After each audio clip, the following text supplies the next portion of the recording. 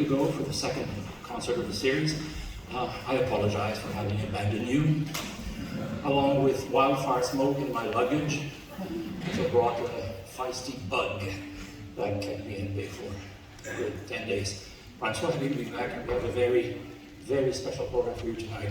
As you could judge from this Sinfonia, which you might have heard 2 weeks ago, I'm saying, in its version for keyboard, played by Jeremy Denk. But Bach, like many of his colleagues, was a great recycler. He would use music in different guises. And in that version, what is very interesting, is that on top of the string orchestra, he added 3 oboes to create a really incredible color. You see that we are having some furniture moving on the stage. Those of you with a keen eye might have noticed that we have 2 organs, which is highly unusual.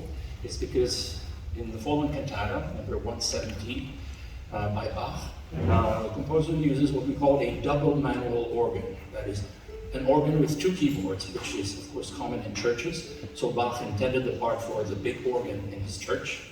And unfortunately, there is no movable 2 keyboard organ in New York City that we could have brought to Zankel.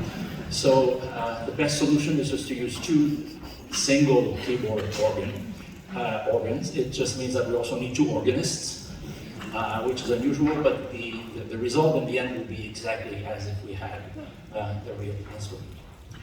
In the summer and the fall of 1726, Johann Sebastian Bach composed 3 cantatas for the solo alto voice. He had composed only 1 such piece before, a good 12 years earlier, but then suddenly, out of the blue, in that summer and fall of 1728, he composes 3 of them. It can only mean that for a brief period of time, he had an exceptional interpreter available to him. Most likely a young boy, because only boys and men were allowed to sing in churches in Leipzig. And there's no record of falsetto voice, like countertenors, to be used in Leipzig. So it must have been a boy, probably an older one, because puberty would hit later in the 18th century, so maybe this boy was 15 or 16 years old, we don't know. And of course, these voices are very fragile. And these boys were educated over a long period of time, so by the time they become really the best musicians they have a very limited time left. So I found it very moving to realize that these cantatas are basically the meaning of one of the greatest geniuses of Western music, with a beautiful, fragile butterfly whose days are counted.